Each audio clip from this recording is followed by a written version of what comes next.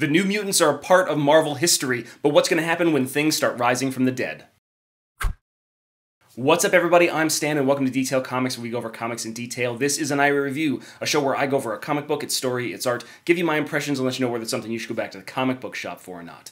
Make sure you subscribe to get more of these every single week. The comic that I want to talk about right now is New Mutants Dead Souls #1. So this is from Matthew Rosenberg, and he's been writing a lot of different stuff, particularly miniseries, about his favorite mutants. And one of the teams that he loves the most is the New Mutants, and he's bringing them back for this kind of undead tale that's going to span the next 6 issues. So this is part #1 of this miniseries, and let's see what happens when the dead start rising from the grave. Coming out as the latest miniseries from Marvel regarding mutants from Matthew Rosenberg, we've got the New Mutants Dead Souls #1. So the big thing about New Mutants Dead Souls #1 is that this is actually taking place quite some time ago. So this isn't any modern day. This is actually looks to be set around 1985, because if we talk about how we open up this book, we're talking about the Hachi Corporation 48 hours after Hurricane Elena made landfall. And if you actually do a little bit of research, Hurricane Elena is something that actually happened inside 1985, and it impacted the state of Alabama. So this is actually accurate to the history of the United States. And then when we see the lineup, Strong Guy, who was somebody that was introduced in New Mutants #29, is somebody that wasn't necessarily part of this team, but it was a team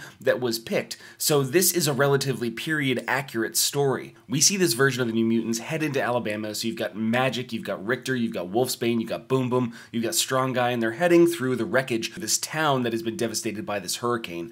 And really what happens is that we get some rapport, we get some building of these individual characters, an introduction to these people and what their possible powers are. So you've got, Richter's kind of like a dick, he gives 0 fucks. You see Wolfsbane, who's, doesn't like cats, and then they throw the cat using Magik's powers into limbo where the time passes and now the cat can survive on its own. Strong Guy lifts up the building to save the kids, and they're like, oh my god, he's a mutant, run away, they're monsters. Having the ogre and the werewolf probably weren't the best 2 people to send over towards the public to greet them. But that's not all. Something appears to be relatively rotten inside this scenario, as what looks to be the undead comes sneaking up behind Magik, who pulls out her sword from her interdimensional space and just slashes him across the throat, cutting his head clean off.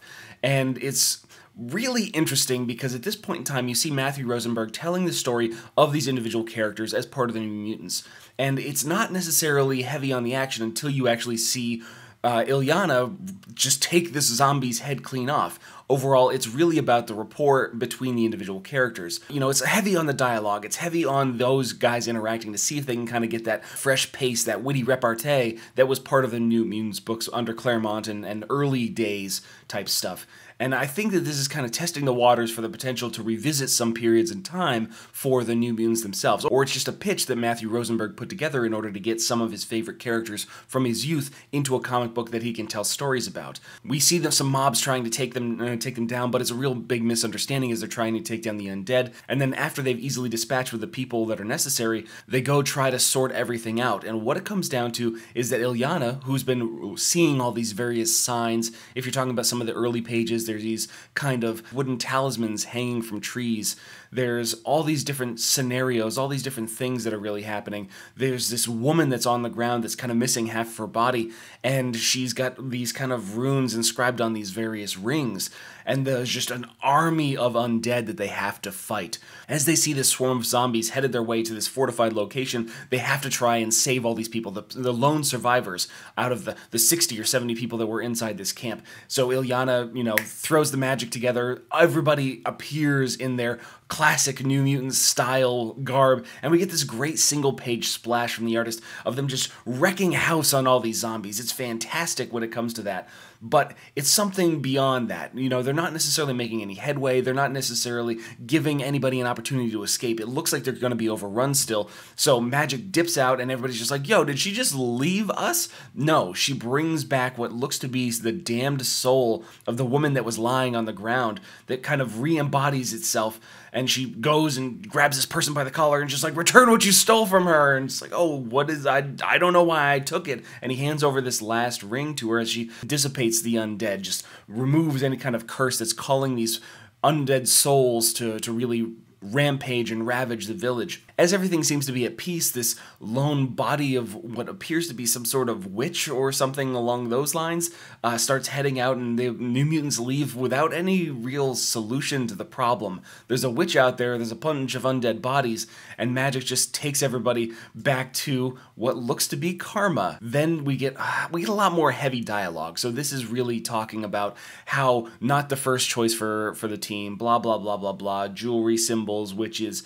Matthew Rosenberg dips into a lot of Magik's internal kind of understanding of the way situations work and justifying the way that she handled this situation. But the primary focus of this part of the book is to really give people an understanding as to what the purpose of New Mutants is going to be, or New Mutants Dead Souls is going to be, over the next 5 issues. Because this is just a 6-issue miniseries that is taking a snapshot of a point in time where the New Mutants were a much more prominent piece of the Marvel landscape, and really calling back to that history of the series.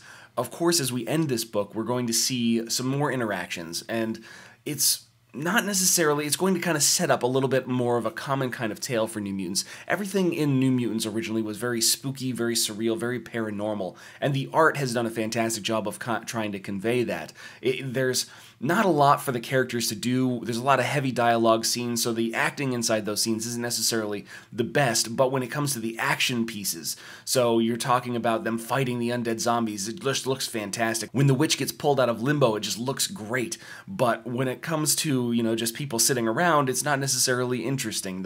The artist doesn't have a whole heck of a lot to do, and it shows when it comes to these things. But the last thing that we're going to see is that you've got your mutant hate violence that's coming along, and there's a challenge that's being sent out to some of these small kids in Canterbury, Connecticut, that if you're not a mutant, you're going to go see the Alone Man, right? Because he eats mutants alive. And that's where we're going to pick up issue number 2. And overall, I think that the New Mutants is a great homage to what, you know, Chris Claremont was doing in the 1980s when it came to the New Mutants.